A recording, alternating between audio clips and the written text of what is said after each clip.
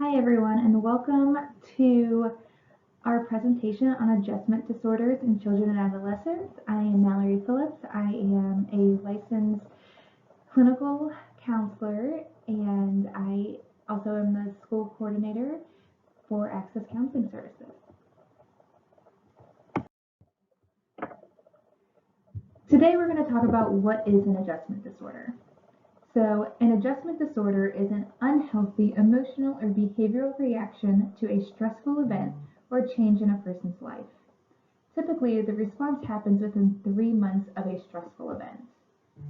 So what are some of these events that may lead to a problem in a child or teen?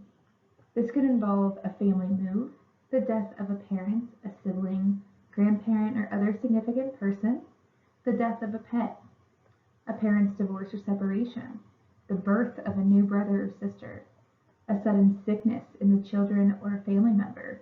Think about the coronavirus. This is definitely an adjustment for most people, and a long-lasting chronic illness in the child or a family member.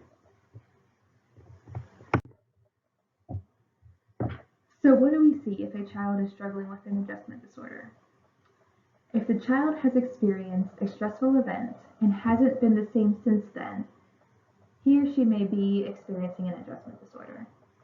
Some of the signs include the child is abnormally anxious or depressed. They may have trouble sleeping or experience regular crying spells come out of nowhere. Avoiding school, being isolated from family or friends. They may be more irritable. You may see a little bit more frustration or aggression. Vandalism, even fighting. So what are some causes of an adjustment disorder in a child? So adjustment disorders are a reaction to stress. There's not always one direct cause. Children and teens differ in their personalities, past experiences, vulnerability, and coping skills. We have to take into consideration where they are in their development and their ability to deal with a stressor, because that may impact the way that they react to the situation. Stressors also vary in how long they may last, how strong the stressor is, and what effects they have on the child. For instance, the birth of a new sibling, that may start the moment that mom becomes pregnant and begins showing, all the way through when the child adjusts to having a new sibling in the family. The intensity, is it a low intensity where you're only seeing a little bit of irritability? Or is it more intense to where they may be acting out physically, aggressively, or even verbally? And what's the effects they have? What are the signs and symptoms that we're seeing?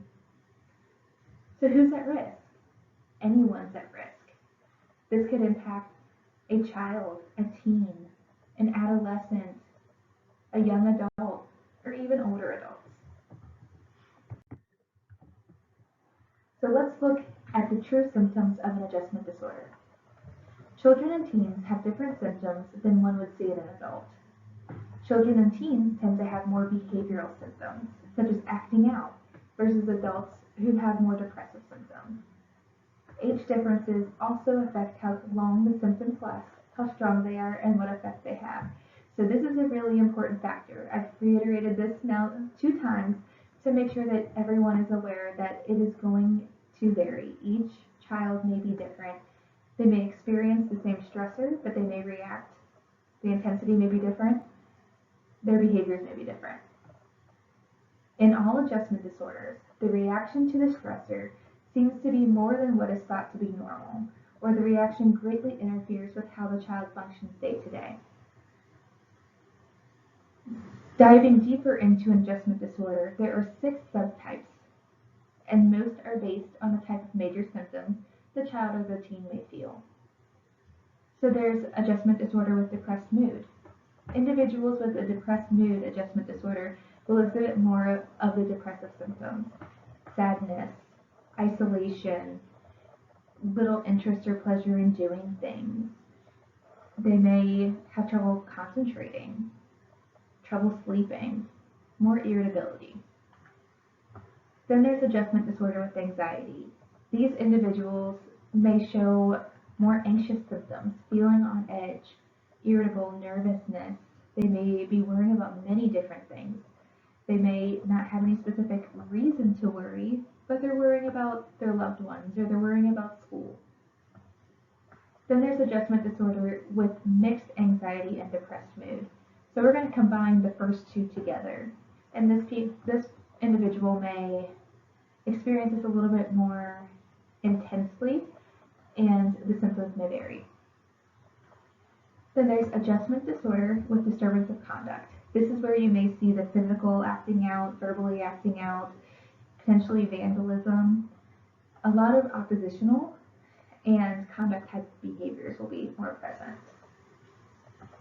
Adjustment disorder with mixed disturbance of emotions and conduct. So now we're going to combine all of the ones that we've talked about so far. There may be anxiety, there may be depression, and then there may be behavioral issues in addition to that.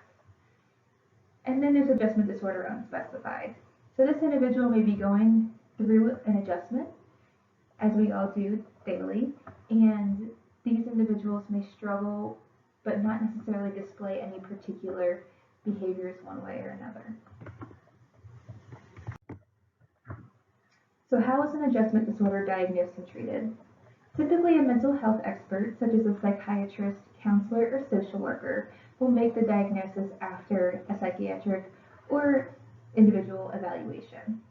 The treatment will depend on the symptoms of the child, how old they are, and their health. It also depends on the severity of the adjustment. So the length of their treatment may be very different. Some children may be able to work through an adjustment within a few months. Others, the adjustment could turn into a traumatic experience, and they may be diagnosed with something more intense later on.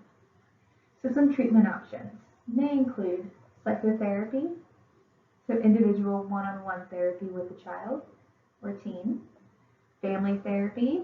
So a lot of times we'll notice that there's not great communication between a child and their parents, or there's other stressors going on that may impact the child by things going on in the family. What we want to do in family therapy is to increase that communication, increase, boundaries, increase the ability for one to express emotions and to get positive feedback. There's also peer group therapy. So for some agencies that come into our schools, like Companions on a Journey, that would be considered a peer group therapy. A lot of times group therapy helps a child not to feel so alone. So they tend to enjoy that, a little bit of camaraderie. And lastly, medication. And that would typically be prescribed by a psychiatrist or a nurse practitioner. So how can schools help a child with an adjustment disorder? First, a parent may come to you and discuss the diagnosis of an adjustment disorder for their child. The child may need a 504 plan or an IEP to assist in their schoolwork. So remember, with anxiety, depression, this can interfere with a child's ability to focus. Maybe school completion, schoolwork completion, homework, things along those lines. So we want to make sure that we, as school personnel, are able to help a child in that situation as well. And then there's other positive ways to help a child or teen cope with stressors. So distraction or redirecting focus and attention. You may see a kid wandering off, eyes kind of unfocused on what's happening, helping them to redirect their focus back to what it is that you're doing. Fantasy or pretend play. This is something that a lot of people can do with the younger population, having them play out their emotions as to what is going on. Physical activity. So it is proven that some physical activity is the most underutilized antidepressant and anxiety relief method.